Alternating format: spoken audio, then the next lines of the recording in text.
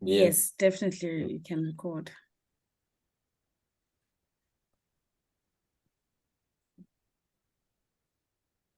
Thank you for joining me on High 10.9 IFM. My name is Sol Mulubi. An honor for me to have this conversation with you because I've been playing your music for the past few months, and my listeners also have been enjoying them. Okay, let's go into the business of the day in the interest of time. Let's start by you introducing yourselves and also the band. Oh, Okay. thank you on, so much for ladies having first. us. So, yeah, so my name is Tuli Lizama, and I'm a vocalist based in Durban. And yeah, today we're here to discuss the duo project with the very talented Mr. David Smith. Wow. My name is David Smith, as Tuli said, and I'm a keyboard player. Also, Tuli makes me a backing vocalist for Nden. And yes, so yeah, we had to talk about our musical duo. Yes. Okay. Now, I received the songs you sent me. Perhaps let's look at the duo. Sure. What inspired the two of you to get together? Sure. Well, I think it's been a long time in the making, because Tuli and I used to we've been gigging since varsity days. So I think we found, like, I've worked not with many other people, but I find that I work well with Tuli. It's like it's just or as they say, a match made in heaven musically. So, and it's great because, like, Tuli is the one she's got a great work ethic. And I'm kind of like the lazy one. So when you put us together, we kind of work well. So yeah, it's been years and years of gigging as students and over the years. And so I think it was just a natural progression that we would formalize it into a duo. Okay. Tulile, your take on the collaboration? My take on the collaboration is that COVID played a big part in the project existing today. Because I think because we've been friends for so long and because we've been making music for so long, it had always been a casual thing of us writing a song here and there and like talking about, oh, we should release some music. So when COVID happened, it gave us the opportunity to actually focus and zoom in these efforts to making this debut album of ours called Sisingatiwe, which we love very much. And we hope that you listeners are going to enjoy as well at High FM. Just a little bit of history. How did you get into the music business?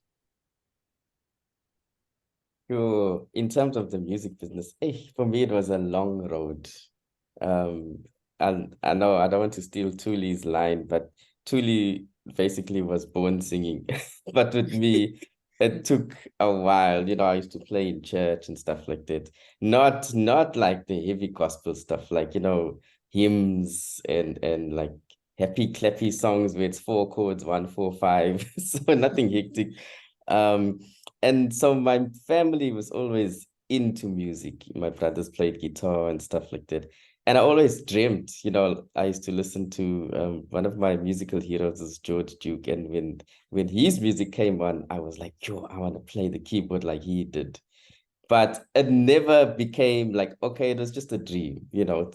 And then when I was working, I was like, this music thing isn't dying. It's not going away. I need to at least before I get to 70 and say, oh, I wonder if I would have been a musician. I decided I'm going to try to go to UKZN. And they accepted me. And that's really where it started, like, as a real, okay, now I'm getting into the music business. And that's where I met Tuli. So yeah, UK's written in the early 2000s. Don't let the yes. cheeks fool you. I'm not talking about years here. And yeah, like I guess for me, like honestly, there's nothing else I would have wanted to do with my life except be a musician. I mean, I find it very fortunate that David and I found each other and we work so well together because it doesn't even feel like work, you know, it's such a flawless thing that we do. And of course, there's good days, there's bad days, there's challenging days and challenging clients and whatever dramas that go on in our industry. But yeah, this is meant to be. We truly believe that. And yeah, we're not stopping here, you know. This is only the beginning. Okay, describe your music. What kind of it? Cool. I would say, okay, so obviously we studied jazz. So there's elements of jazz in terms, I like to simplify it to like Thuli gives me room to do like little solos. So that's the improvisational side of it. And the essence of it is we mix a little bit of our influences. So for example, we both love there's a band called Moonchild, and they have this neo soul kind of sound. We don't copy it, but the influences are there. And then there's some gospel influences, there's some R&B influences, but we kind of just make it our own, you know. I guess the categories are for just so people can put a label to it, but I like sometimes I think, what are we? You know, because we're not R&B, we're not Yeah, really neo soul, we're not really yeah. jazz. You know, what do we I guess call us? contemporary jazz would be the I guess, closest. I guess. Adult Yeah. contemporary, yes. Yes. Yeah. Now, I always say we defy borders, we defy compartmentalizations. Right. We cut across, all the demographics, including defying physical borders. Right.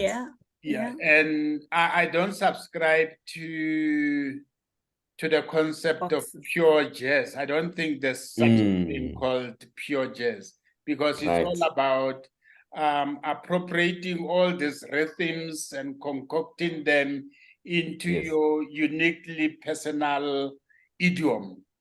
Right. Which ultimately contributes to what we call South African idiom,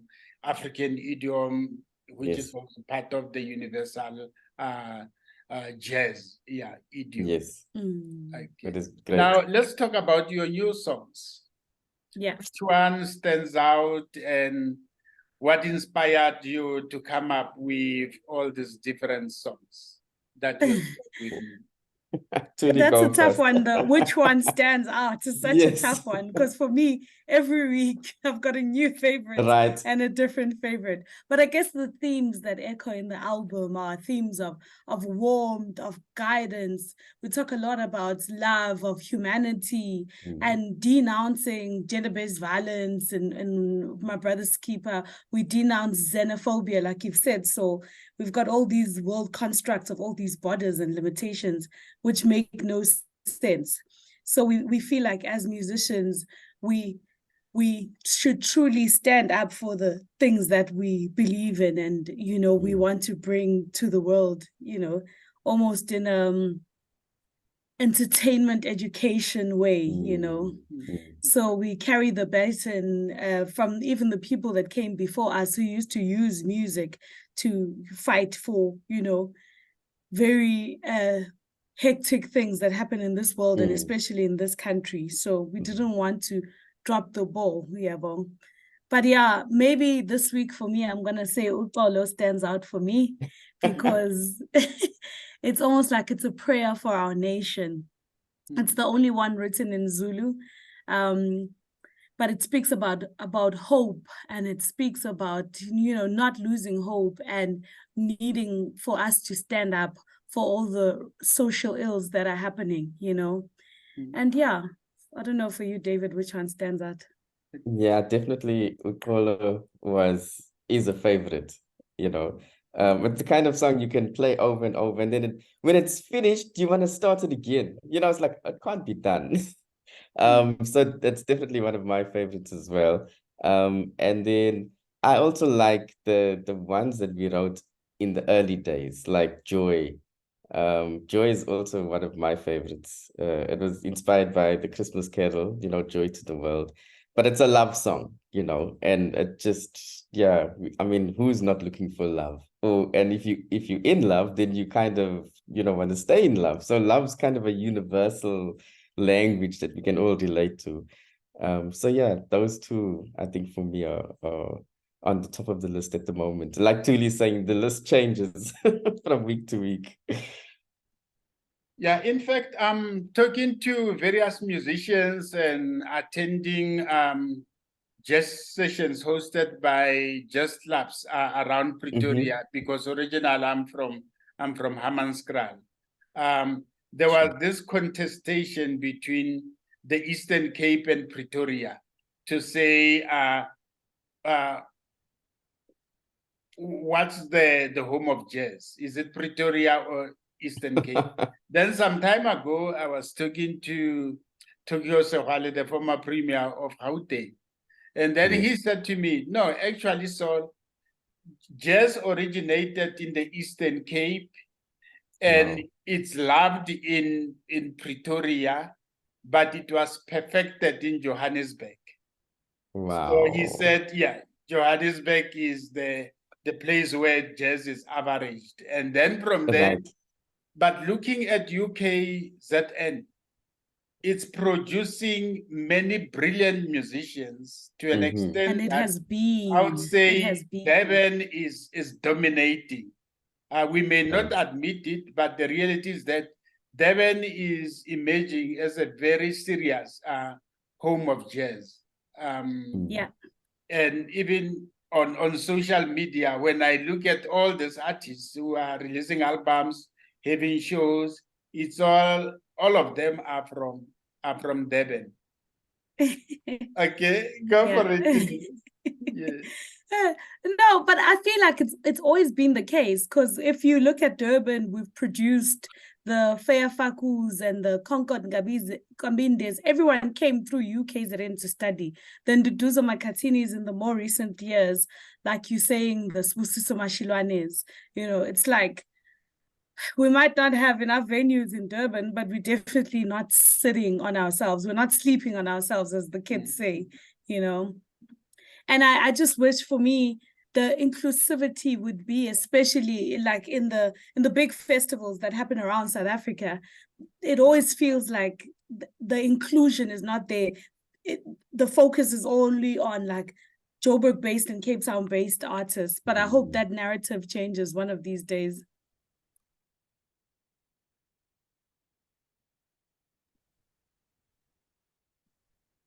David? Sure. Any more Yes, input I on think that? In fact, I'm also thinking, yes. with Kwaito, Yes. we had a Joburg Kwaito idiom. Then I also know in Pretoria, there were these youngsters in Soshanguve who came up with their own Kwaito idiom. And then from there, then you had Durban that came with their own brand of Kwaito, and it seriously challenged all the rhythms from Gauteng. So I'm just thinking aloud, do you think Durban will also come up with a uniquely South African jazz idiom that people, when they listen to it, they'll be able to say, this rhythm is from Durban and it's not from Johannesburg or Cape Town or the Eastern Cape? I definitely think the talent is there, and things don't, like, I think I was listening to I think an interview by Pat Metheny, and he was saying that when he was coming up, there was a time when you needed to innovate. Like everyone was innovating, so you were forced to do something unique. And I kind of feel like that stuff is kind of not forced upon us anymore, which kind of lets us, it's okay, we're in the music industry and we're doing what we're doing. But I feel like, when you're in the hot seat and you're forced to innovate, then things happen. You can't force it as well. But I feel like in Durban we have so much talent. Like it's inevitable. The sad thing though is that people, like Tuli saying, they come through UKZN or wherever, And then they go to Johannesburg or they go to Cape Town, you know, because it's just the place to be, because that's where there are more opportunities. So yeah, I just feel like, you know, the opportunities are there, the talent is there. We just need you know, just one Something person to click. to kind, yes, Something to to break the click. mold. Yes, Yeah. you know. Yeah, definitely. I always love being naughty, especially saying things that I know politicians may not be too impressed with. But I would say Durban is supposed to be a cultural hub. It's a metropolitan. It is a main like catalyst for KZN, being the second contributor to our country's GDP after Gauteng, because it contributes 16% and the Western Cape 14%. But what I failed to understand was that why did politicians in 1994 decided that Ulundi was going to be the provincial capital? And later on, when another administration came, they decided that Pietermaritzburg should be the provincial capital. And I would say, if we are looking at how city regions develop, they were supposed to say, Durban already has the infrastructure. Let's just be based in Durban, and from there it will grow. Durban was going to emerge as one of the biggest city regions in the whole world. But yeah, and that's why, for that reason, we will have people like you, artists, fashion designers, moving out of Durban to either Cape Town or Johannesburg, which is very, very sad. But yes, I guess someone once said to me, "Don't expect logic in politics." So for that reason, I would say, yeah, I shouldn't expect logic. Yeah. But for me, if I was the premier of KZN, I was going to declare Durban the provincial capital, so that ultimately it becomes a city region. Okay, a message to our listeners. To Lile? sure. Tuliko, yes. Okay, ladies. Ladies first. Well, a message to our listeners, young and old, everyone listening to the station. Firstly, thank you for enjoying the music and tuning into this interview. But we really do hope that the music touches hearts and that it reaches, you know, all the ends of the earth. So we hope you like it. We hope you enjoy it. We hope you share the music. Thank you. Yes, thank you. Thank you. Thank you guys for listening in. And yes, as Tuli says, we hope the music, the whole point of music, it's a universal language, you know. It's something we can all understand, we can all listen to. And we hope, yeah, it touches your heart and also brings some transformation, you know, because that's the main thing, you know, when you hear a song and it kind of changes you. I live with that actually, you know. And yeah, we hope that it brings you joy and love and happiness.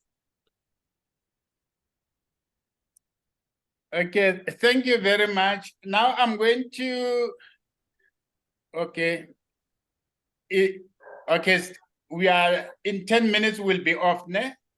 So Yes. I'm going to ask you to record a jingle. Okay, cool. Hello, I'm Tidile Sorenso and I'm David Sorenso. You are listening to High FM. Oh, you are listening to Sol Mulubi in Sunset Serenade on High FM. Okay, let's start. I'm Tulile, I'm Sorenso. And then maybe together you say, you are listening to Sol Mulubi on Sunset, in Sunset Serenade on High FM. On High Sunset. And then we do this together, and then you are also going to say the same thing individually. Okay. Cool. Yeah. Hi, I'm Tulile Zama. Hi, I'm David Smith. And you are listening to So Malubi on Mulubi. Sunset Sunset Serenade Serenade on on High High FM. FM. Okay, great. You want to try it again? We can. I Yes, don't, yeah, I, I don't know the if David is delay. being slow or whether the No, delay is it's the real. delay. It's the delay. So you were kind of waiting It's for me, and I delay. was waiting Okay. for you. No, if it's network problem delay, then it don't work. Okay, let's do it individually then. Then you can put it together or something. Yes. Yes. Yeah. Okay. Okay. Hi, my name is Tuli Lizama from Nden, and you listening to Soul Mulubi on Sunset Serenade on High FM. Hi, my name is David Smith from Nden, and you are listening to Soul Malubi from Sunset. I wanted to say I've messed it up. Sunset Boulevard. Sunset Serenade. Okay, let me start again. Serenade. Okay, you can Sunset start Serenade, from okay. scratch again. Yeah. Let me start from scratch. Hi, I'm David Smith from Nden, and you're listening to Soul Malubi from Sunset Serenade on High FM. Thank you very much. Cool. Thank you so. Awesome. But maybe we'll also record one for you when we're together, Yes, and we'll send and you then the we can audio send it. version. Yes, that'll be nice. Definitely, Then it's Yeah. kind of in sync. Okay. Yes. I have to. Can I raise one what's the word? Disappointment. I think on Tuesday you said you're gonna ask us about the streaming services. I had my rant ready. But I didn't make it. It's fine. Okay, no, it's fine. Let's go for it. Okay. Yes. I've spoken to many musicians, especially Yes. your veteran musicians, Yes. who are not very comfortable about Mhm. streaming services. Yes. And as a writer, I share their sentiments because I do have my 2 books on Amazon Yes. for the past 3 years. Wow. And I still haven't received 2 cents Wow. on royalties. And if I go into my account, I can see that my books were selling in various Amazon regions. But Right. unfortunately, the system doesn't integrate those sales Okay. into one so that I could be able to earn royalty, to reach Royalties. Wow. the threshold so that I can earn my royalty. And as a result, Right. I do have many musicians who are still burning their CDs and they're able to make a living from that. Yes. Yeah. But Yes. let me hear your perspective on this. What's your take on streaming services?